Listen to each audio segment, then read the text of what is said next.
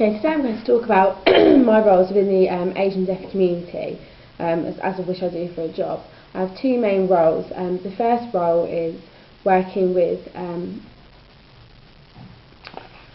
is a research project.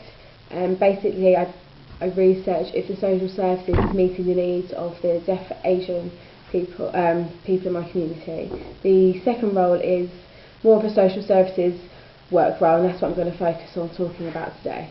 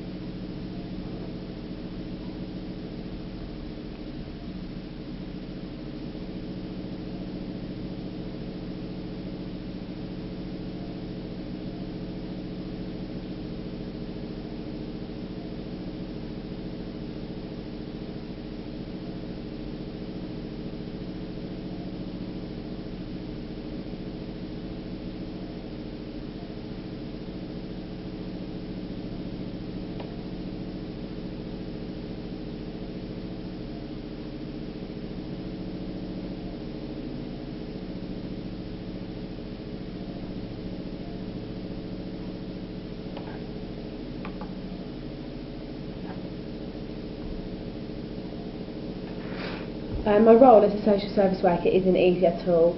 I have a lot of roles involving women who have no formal language and limited education, so they depend a lot on the use of a social worker.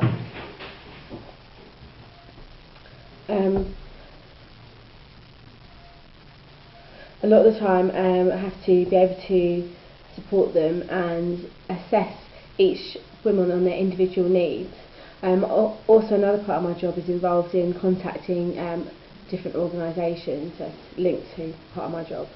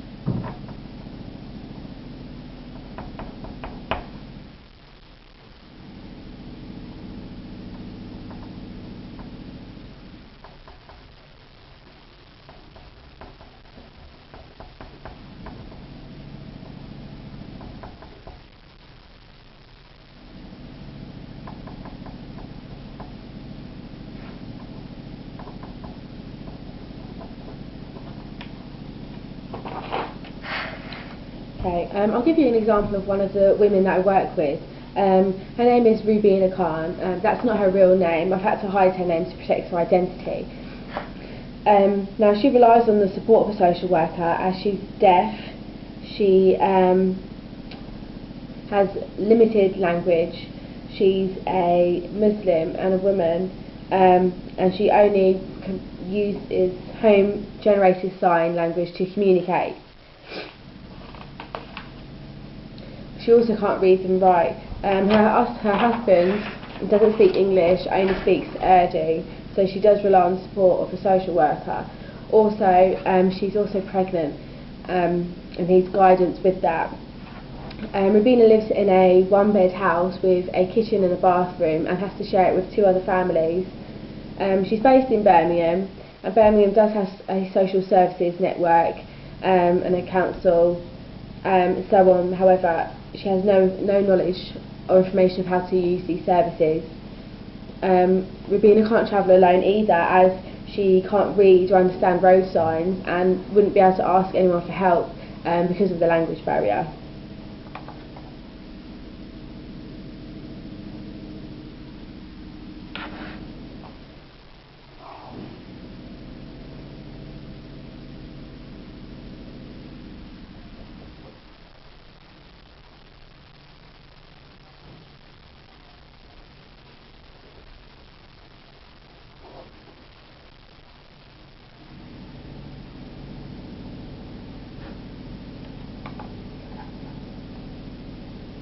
Now I've got to think about all these different barriers to meet Rabina's needs and to give her the equivalent support service.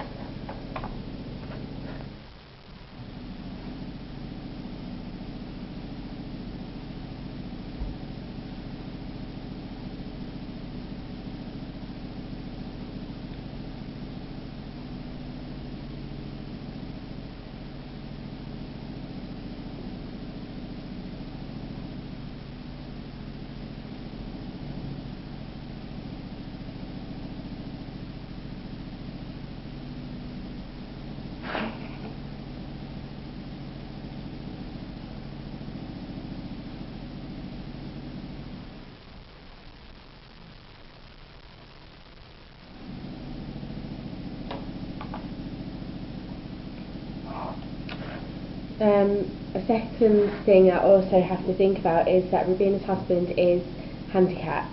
So when it comes to writing letters, for example, Rabina needs support with that. As once again, also her husband is Urdu and Rabina only uses home signs, so I have to translate between both of the languages and back into English to help them with any situation.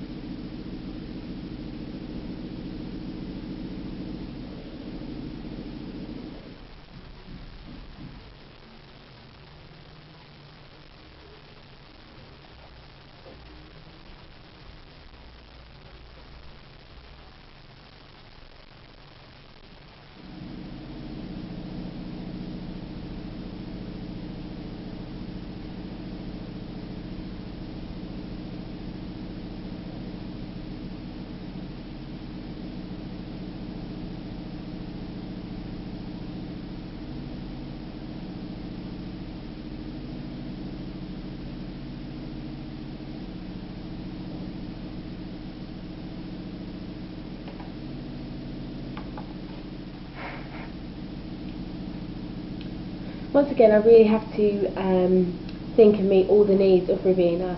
For example, I would have to support her throughout her pregnancy by taking her to antenatal classes. But to do this, I have to organise relay interpreters, someone to interpret Urdu as well as English, so the husband can understand as well.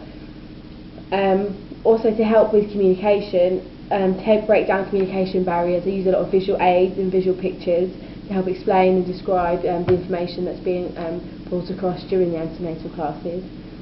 The only other thing is that her husband it does feel uncomfortable, as you have to remember the classes are full of women predominantly.